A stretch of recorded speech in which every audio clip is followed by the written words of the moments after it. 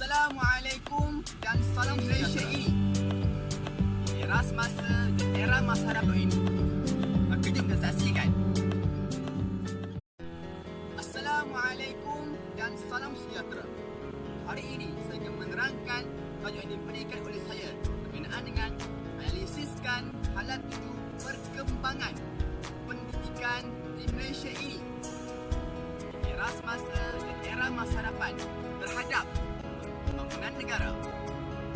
Maka, dua poin penting ada dalam video yang saya akan bentangkan pada hari ini, iaitu 5 aspirasi sistem pendidikan di Malaysia dan 6 aspirasi murid yang saya akan huraikan dalam video ini. Kejap dan saksikan. Assalamualaikum warahmatullahi taala wabarakatuh. Salam sejahtera, salam satu Malaysia. Hari ini saya akan membentangkan tajuk perkembangan pendidikan di Malaysia falsafah dan dasar, iaitu PPF 2012. Okey, unit 2 halat tuju perkembangan pendidikan di Malaysia. Tajuk saya diberi adalah analisiskan halat tuju perkembangan pendidikan di Malaysia era semasa dan masa hadapan terhadap pembangunan negara. Terlebih dulu saya perkenalkan diri saya, iaitu Muhammad Rashid bin Hawizam.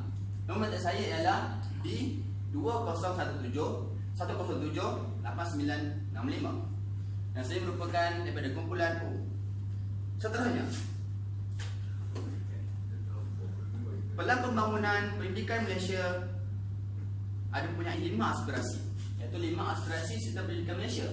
Pertama sekali iaitu akses, equity, kualiti, perpaduan dan kesikapan. Apakah itu akses, equity dan sebagainya? Kita teruskan. Okey, baiklah.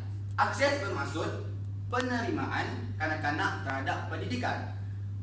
Poin pertama ialah 100% enrollment, merentas semua peringkat pendidikan dan prasekolah hingga menengah menjelang tahun 2020. Enrollment bermaksud penerimaan pendidikan daripada mengikut peringkat umur. Seterusnya, memperolehi kemahiran belajar dalam mata pelajaran pendidikan seni visual. Apakah pendidikan seni visual? Seni visual bermaksud seni yang membentuk satu seni ke arah grafik, filem dan fotografi. Seterusnya, berusaha memperolehi pengetahuan dan kemahiran secara kendiri. Seterusnya, belajar ikut keperluan dan gaya secara kendiri juga. Seterusnya, mengenal pasti bahan yang sesuai mengikut kebolehan dan minat masing-masing. Seterusnya, kita pergi pada equity. Apakah maksud equity? Equity maksud kesamarataan dan keadilan. Poin pertama saya ialah 50% mengurangkan dalam jurang pencapaian bandar kedua bandar sosioekonomi gender menjelang tahun 2020. Seterusnya, pencegahan dan bukan mengatasi masalah setelah ia berlaku. Kajian semula yang berterusan ke arah proses yang kritikal dan membuat tindakan pembetulan. Seterusnya, mewujudkan cara bekerja yang konsisten dan menepati prinsip-prinsip betul pertama kali dan setiap kali.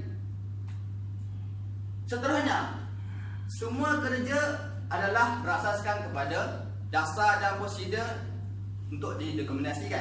Bermaksud, setiap kerja dokumen perlulah kita semak terlebih dahulu sebelum kita masukkan kepada fail yang untuk dikekalkan. Seterusnya, mementingkan penyimpanan rekod kualiti bagi membuktikan tindakan yang telah dilaksanakan. Seterusnya, kita bagi ada kualiti. Kualiti yang mana negara dalam kelompok, negara Malaysia lah, terdiri daripada dalam kelompok 1/3 teratas dalam pentaksiran antarabangsa dalam tempoh 15 tahun seperti TIMSS dan PISA. Apakah dimaksudkan dengan TIMSS dan PISA? Kita pergi pada slide seterusnya nanti. Seterusnya, kita menghasilkan sistem pendidikan yang bertaraf dunia, yang mana ia bertarafkan antarabangsa lah. Seterusnya, bila tidak pilih kasih, bermaksud seseorang guru tu bila mengajar tidak perlu mempunyai pilih kasih terhadap pelajar-pelajarnya. Seterusnya, sentiasa adil dalam menjalankan tugas dan mengajar murid dengan sama rata. Seterusnya, bagi pada apakah dimaksudkan dengan TIMSS dan PISA? Okey, TIMSS bermaksud Strength in International Mathematics Science Study. Dan bisa maksud Programs for International Study Assessment, Student Assessment. Okey, teams. Yang mana apakah peranan teams? Teams ini maksud ia membandingkan prestasi subjek matematik dan sains pelajar itu sendiri di peringkat global. Dan dia dilakukan atau dijalankan selama 4 tahun. Yang mana 4 tahun sekali di mana dimulai dengan 1995 dan teruskan hingga 1999 dan seterusnya.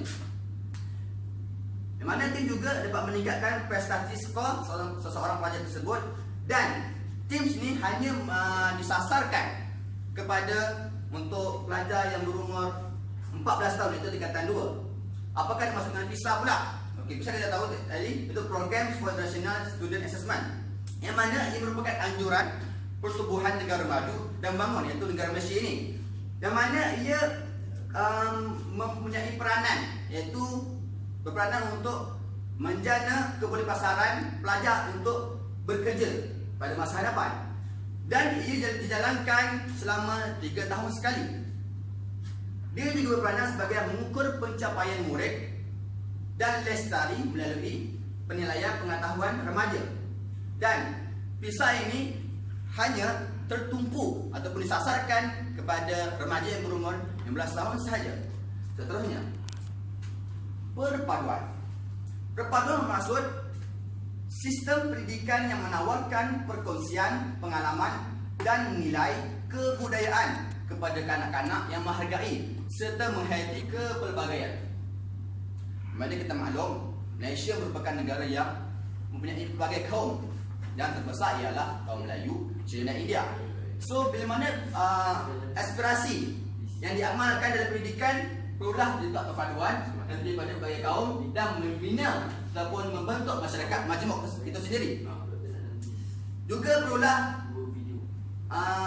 guru-guru tersebut perlulah sentiasa bantu-membantu dan sentiasa bertolak ansur untuk mendidik anak-anak mereka di sekolah. Yang terakhir ialah kecekapan. Kecekapan maksud sistem yang memaksimumkan keberhasilan murid mengikut peruntukan sedia ada, yang mana menyediakan pengajaran yang cekap dengan mengambil kira bahawa para pelajar haruslah dididik mengikut hasrat ibu bapa masing-masing. Seterusnya, sentiasa peka dengan keadaan sekeliling, di mana seseorang guru tu perlulah sentiasa peka terhadap pelajar-pelajarnya. Jika punya masalah, perlulah bertanya kepada pelajar tersebut. Seterusnya, mengambil tahu masalah yang boleh ditenangi seperti mana yang ada tadi. Seterusnya juga pantas dalam melakukan suatu pekerjaan. Contoh, bila mana telah seseorang guru tu diberikan tugas oleh orang atas, maka guru tersebut tidak perlu membuang masa dan perlulah melaksanakan kerja yang diberi. Seterusnya, tadi kita dapat lihat 5 aspirasi pendidikan negara. Seterusnya kita pergi pada 6 aspirasi murid. Okey. Pertama sekali ialah pengetahuan. Pengetahuan, kita tahu perlulah penguasaan 3M. Apa itu 3M? 3M ialah membaca, menulis dan mengira. Yang mana dalam mata pelajaran apa? Keras, seperti matematik dan sains. Seterusnya, pengetahuan juga perlulah mempunyai pengetahuan buku mengenai Malaysia, Asia dan dunia. Seterusnya, iaitu kemahiran berfikir. Yang mana seseorang pelajar itu mestilah berfikiran secara kritis dan perlulah berfikir secara KBKK ataupun KBAI, yang mana telah dilaksanakan pada tahun 2015.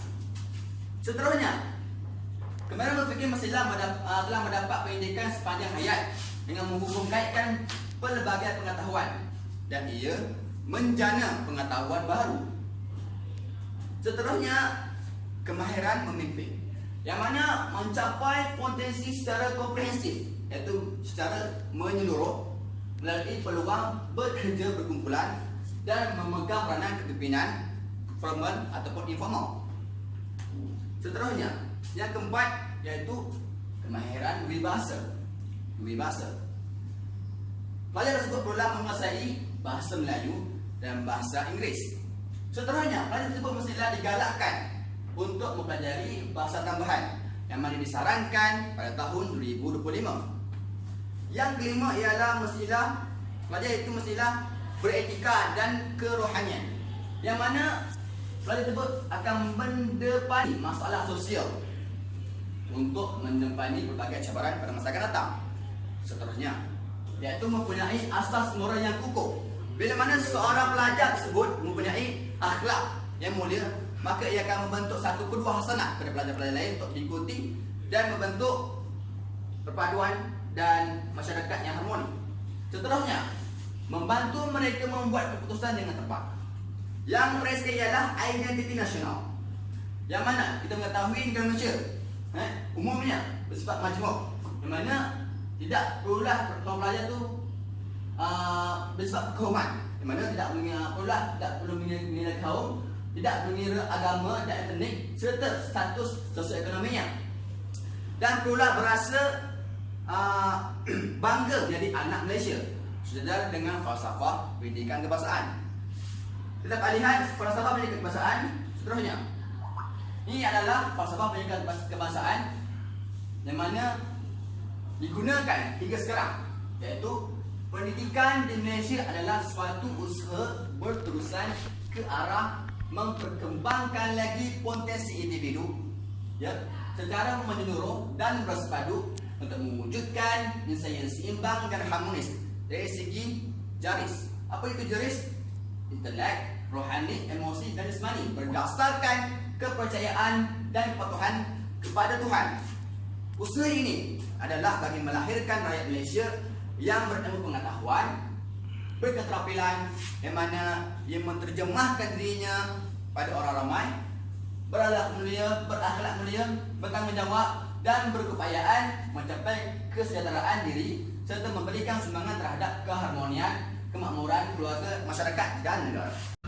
Alhamdulillah, maka terbuktilah sistem pendidikan yang telah diaturkan oleh negara kita, yang mana Pelan Pembangunan Pelajaran Malaysia yang mampu melahirkan para guru yang mampu membina seni pedagoginya, dan melahirkan anak-anak muridnya yang berminda kelas pertama, seterusnya berjaya dalam akademik maupun akhlak insaniah mereka.